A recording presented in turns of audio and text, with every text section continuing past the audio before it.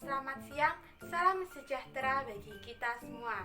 Saya ucapkan juga selamat datang dan juga terima kasih untuk Ibu Musrika Dwi Hartanti. Dan selamat siang dan untuk teman-teman semuanya.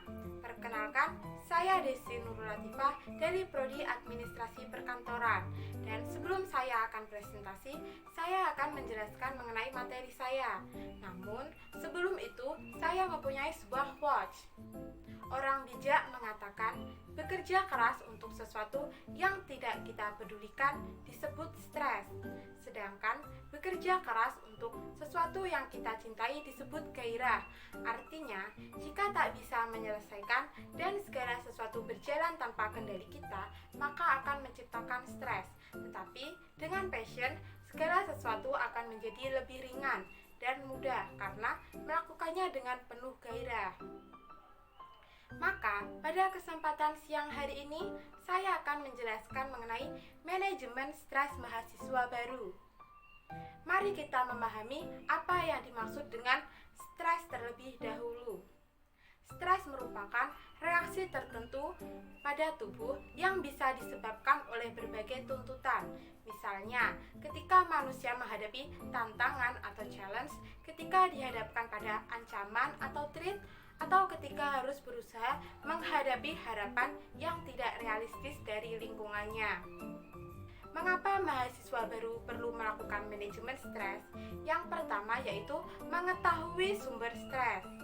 Yang kedua yaitu mengetahui dampak dari stres. Yang ketiga, mengetahui langkah-langkah menghadapi stres. Dan yang keempat, memperbaiki kualitas hidup.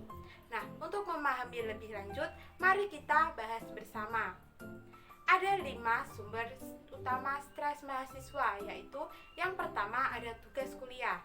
Salah satu penyebab stres yang pasti dihadapi oleh setiap mahasiswa adalah adanya tugas yang tak akan ada habisnya. Yang kedua ada organisasi. Jika mahasiswa memiliki terlalu banyak aktivitas di luar urusan akademik, misalnya organisasi, akan semakin meningkat dan mereka juga semakin tertekan. Yang ketiga, persoalan finansial. Biaya kuliah bisa dibilang mahal, terutama mahasiswa yang berasal dari luar kota. Usaha untuk memenuhi kebutuhan itu pun terkadang mengharuskan mahasiswa menjalani pekerjaan sembari kuliah. Yang keempat, ada persoalan penggunaan waktu. Kesulitan mengatur waktu juga menjadi penyebab stres pada mahasiswa, terutama jika jadwal berantakan dan jatah tidur berkurang. Yang kelima, ada kompetisi. Jika kompetisi antar siswa di sekolah bisa dibilang termasuk skala kecil, nah, mahasiswa dihadapkan pada skala kompetisi yang lebih besar, misalnya urusan nilai sampai dengan kelulusan. Dampak stres. Selanjutnya, mari kita bahas apa saja sih dampak dari stres itu. Yang pertama ada dampak stres pada fisik, yaitu kepala pusing, masuk angin, sesak nafas, bergemetar, nyeri punggung dan pinggang, kram, susah tidur, sakit perut, dan pertambahan atau pengurangan berat badan secara drastis. Yang kedua, dampak stres emosional, yaitu sedih, gampang tersulut emosi, takut, gelisah, cemas, mudah menangis, depresi, kelesuan mental, agresif, rasa sukses dan rasa kompeten yang semakin menurun. Yang ketiga, dampak stres intelektual, yaitu mudah lupa, kacau pikirannya, daya ingat menurun, sulit untuk berkonsentrasi, suka melamun berlebihan.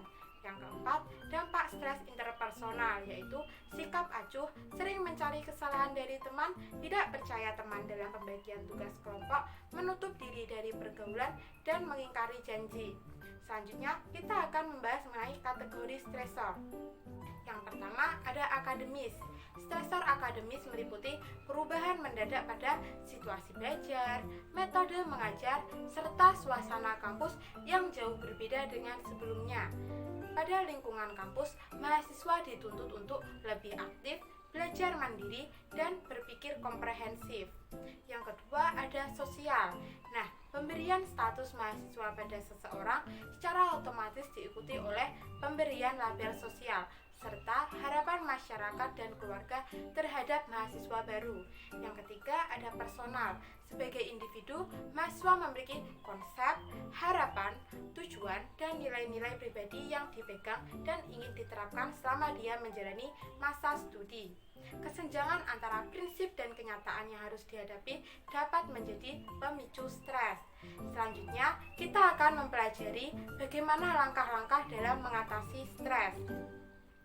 Yang pertama yaitu aware terhadap stres.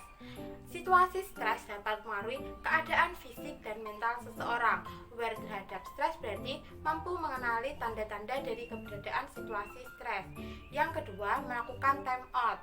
Melakukan time out atau menyingkir sejenak. Saat keadaan memanas, time out akan memberikan kesempatan untuk melakukan cooling down.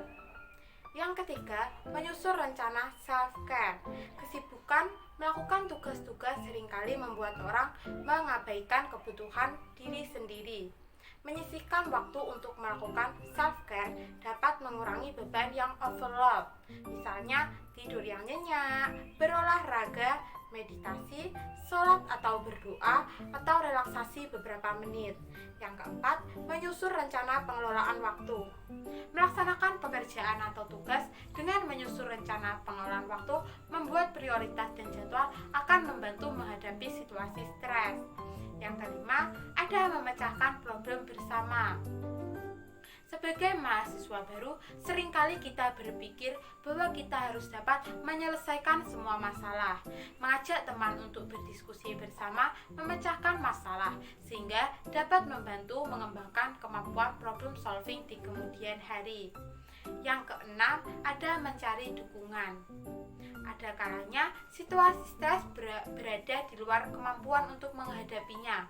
Bila sudah demikian, mencari dukungan pada lingkungan dekat atau bergrup merupakan jalan keluar yang realistis. Nah, selanjutnya kita akan membahas kunci sukses manajemen stres mahasiswa baru.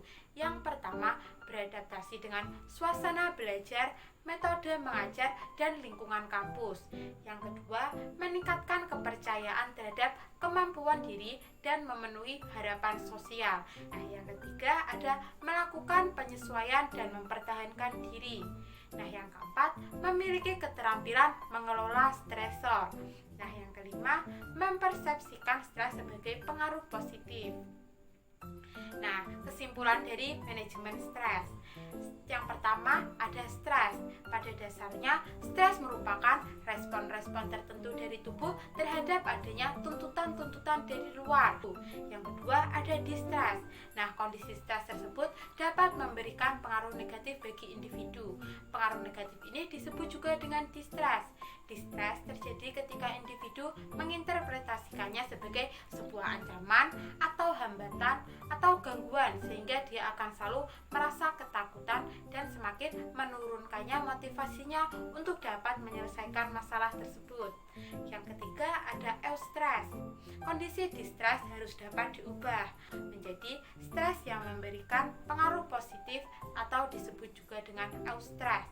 Mahasiswa dapat menginterpretasikan stresor sebagai tantangan, sehingga dapat meningkatkan motivasi individu yang bersangkutan untuk dapat menyelesaikannya dengan lebih baik.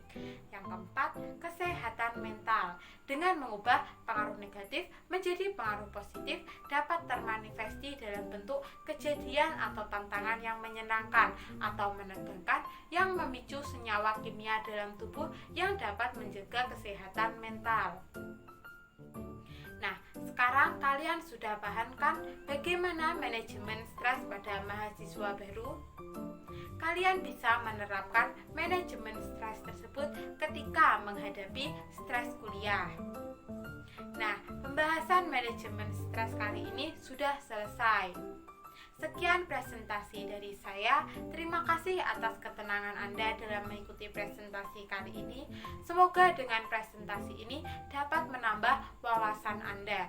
Dan apabila ada tutur kata saya yang kurang berkenan di hati Anda, mohon untuk dimaafkan. Selamat siang dan sampai jumpa. Wassalamualaikum warahmatullahi wabarakatuh.